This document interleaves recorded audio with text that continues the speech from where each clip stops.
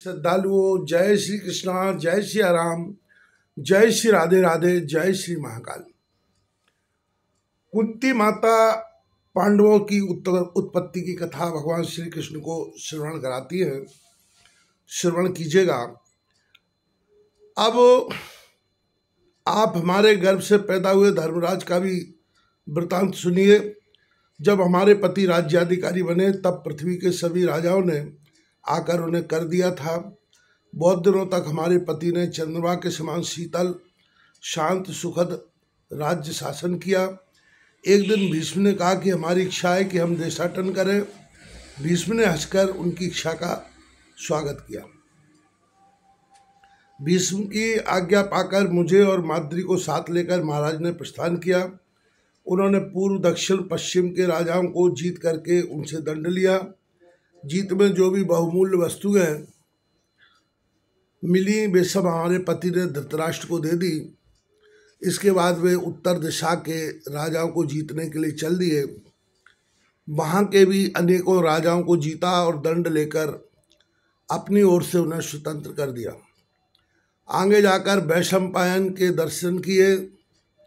उनका आशीर्वाद पाकर नर नारायण भगवान की परिक्रमा करके हिमालय की तलहटी में हम लोग एक अति सुंदर उपवन में जा पहुँचे।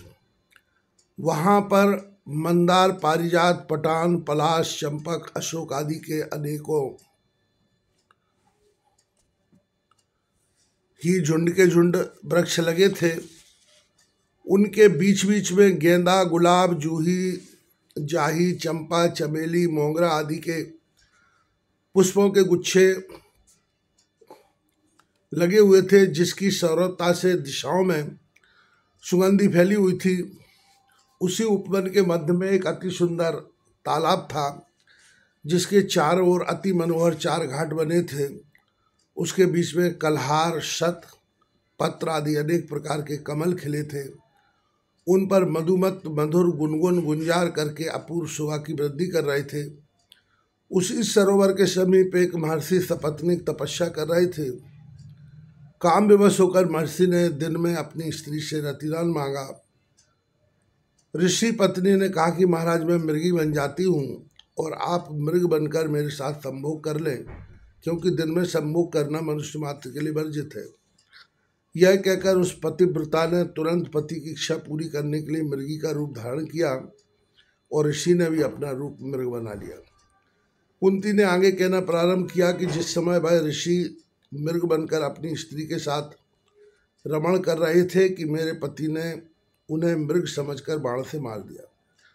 उनके मरते ही मृगी ने ऋषि पत्नी का रूप धारण कर लिया और घोर विलाप करके रोने लगी।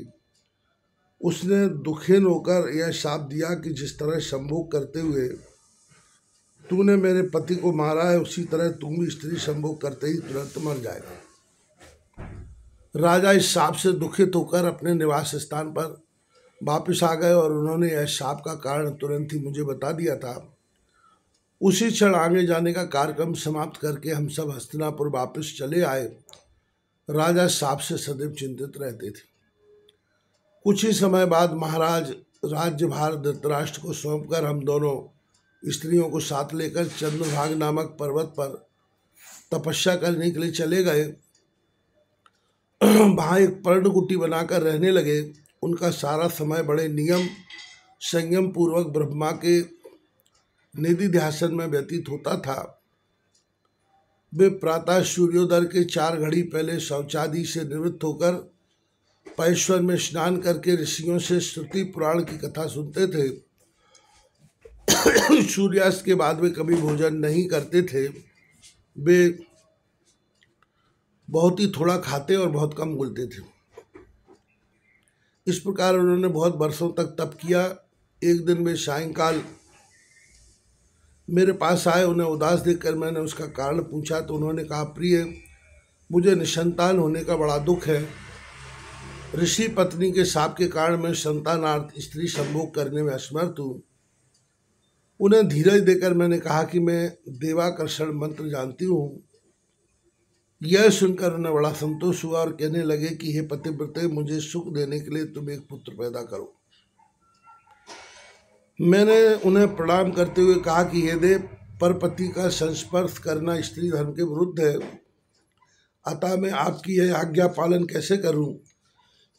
उन्होंने कहा कि जिन धर्मशास्त्रों में लिखा है कि पतिव्रता को स्वप्न में भी परपति का ध्यान तक नहीं करना चाहिए, उन्हीं शास्त्रों में मोटे अक्षरों में अंकित है कि यदि संतान न होने से वंश क्षय हो रहा हो तो केवल संतानार्थ पति व गुरुजनों की आज्ञा पाकर परिपति से सहयोग किया जा सकता है। हाँ, जो केवल विषयानंद के लिए परपति का परिरंभा करती है, वे स्त्रियां गधी सूकरी होकर अनेक जन्मों तक पाप का भोग करती हैं। तुम मेरी आज्ञा से देवाकर्षण करके पुत्र उत्पन्न करो, ऐसा करने से तुम्हें पाप न लगेगा।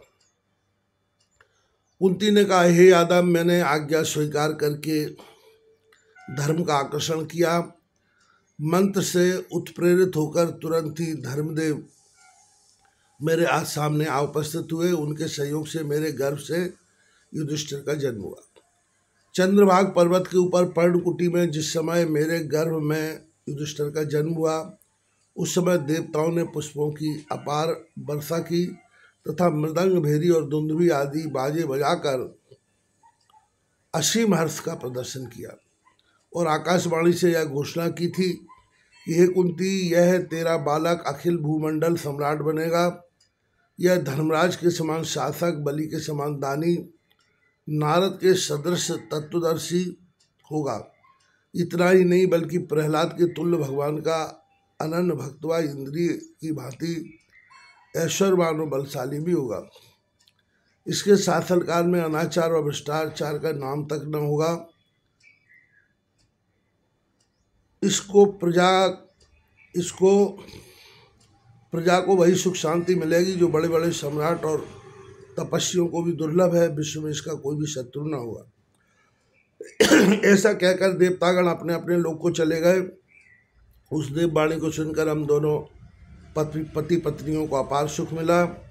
आकाशवाणी भी कभी असत्य हो सकती है, इस पर मैं कभी विश्वास करने को तैयार न थी, परंतु आज मैं इसके विपरीत देख रही हूँ। उन देवताओं ने जिसे अजात शत्रु कहा था, वह जंगलों में मारा मारा घूम रहा है। जिसको उन्होंने विश्व सम्राट घोषित किया था, वह दूसरों के उच्छिष्ट से अपना प्राण पोषण कर रहा है। यादव, मैं न समझ पाई थी कि देवता भी अकारण इतना सफ़ेद झूठ बोलते हैं। कुंती ने कहा कि अब और आगे की घटना सुनिए। युधिष्ठिर के जन्म के बाद एक दिन फिर मेरे पति ने कहा कि हे प्रिय, तुम एक और पुत्र पैदा करो, क्योंकि बिना सहायक के भी राज्य नहीं चल सकता। अब की बार मैंने उनसे कहा कि हे प्राणनाथ, आप यह कुटिलाओं की रीत मुझे न सिखाइए। इस पर महाराज ने मुझसे कहा कि देवताओं के संस्पर्श से पतिव्रत धर्म नष्ट नहीं होता है। उनके तर्क के सामने झुकना पड़ा। दोबारा मैंने पवनदेव का आह्वान किया। उनके संयोग से भीम का जन्म हुआ। उसको भी देवताओं ने आकाशवाणी से अति बलवान शत्रु कुलनाशक कहा। कुंती ने कहा कि ये देव, जब भीम 1 वर्ष का हो गया तब मैं उसे एक दिन अपनी गोद में लेकर चंद्रभाग पर्वत के सबसे ऊंचे शिखर पर जा खड़ी हुई। इतने में अचानक भयंकर सिंह ने गंभीर गर्जना करते हुए मेरे ऊपर आक्रमण किया। मैं उसके भय से कांपने लगी तो साहसी भीम मेरी गोद से पृथ्वी पर गिर गया। वह 1 वर्ष का बालक भीम हाँक मारता हुआ निर्भय होकर सिंह की ओर दौड़ा। उसके दौड़ने से धरा डगमगाने लगी तथा पर्वत की बड़ी शिलाएं टूटकर छार छार हो गई।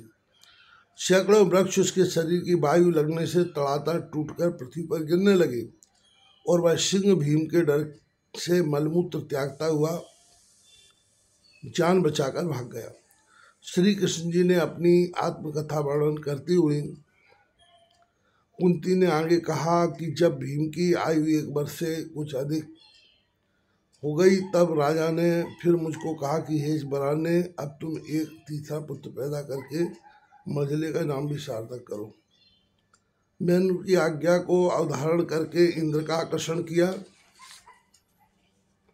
तुरंत ही देवराज इंद्र मेरे पास आ गए।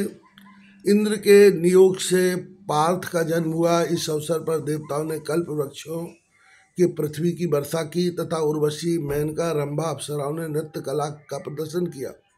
विश्ववसु, घटसुत आदि उच्च कोटि के गंधर्वों ने कलकंठ से गायन करके अर्जुन का जन्म महोत्सव मनाया।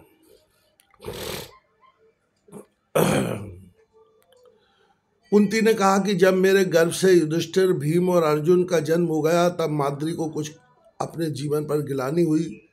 मेरे परोक्ष महाराज ने माद्री से दुख का कारण पूछा तो उसने स्पष्ट बता दिया कि कुंती के 3 पुत्र हो चुके हैं और मैं बिना पुत्र के हूँ, इसका मुझे दुख है। महाराज ने वह सारा समाचार सुनाकर कहा कि तुम माद्री का दुख दूर कर सकती हो। ऐसा विश्वास है कि मैं उनकी ओर से प्रार्थना करता हूँ कि तुम शीघ्र ही उनका कष्ट निवारण करो। मेरा माद्री से अकाट स्नेह था, अतएव उसके स्नेह तथा महाराज की आज्ञा से प्रेरित होकर मैंने अवशिष्ट मंत्रों से अश्विनी कुमारों का आकर्षण किया। उनके नियोग से माद्री ने नकुल और सहदेव को जन्म दिया। इसका भी जन्मोत्सव देवताओं ने पूर्ववत मनाया। इस प्रसंग को यही समाप्त करके कुंती ने अपनी आत्मकथा को आगे बढ़ाते हुए कहा कि हे यादव, अब तुम्हारा ध्यान उस आकाशवाणी की ओर आकर्षित करती हूँ जो कि पार्थ के जन्म होने पर देवताओं ने कहा था कि हे कुंती, यह तेरा बालक धनुर्धारियों में सबसे अग्रगण्य होगा। बड़े बड़े धनुष, बड़े बड़े शत्रु इनकी ओंकार से ही ध्वस्त हो जाया करेंगे। यह मान्यों के मान मर्दन करने वाला तेरा बालक भगवान का परम भक्त होगा। ब्रजमंडल में पूर्ण अंश से अवतार धारण करने वाले श्री कृष्ण नारायण हैं, अतएव वे दोनों नर नारायण संसार के कल्याणार्थी प्रकट हुए हैं। ऐसा कुंती ने भगवान श्री कृष्ण को वर्णन सुनाया।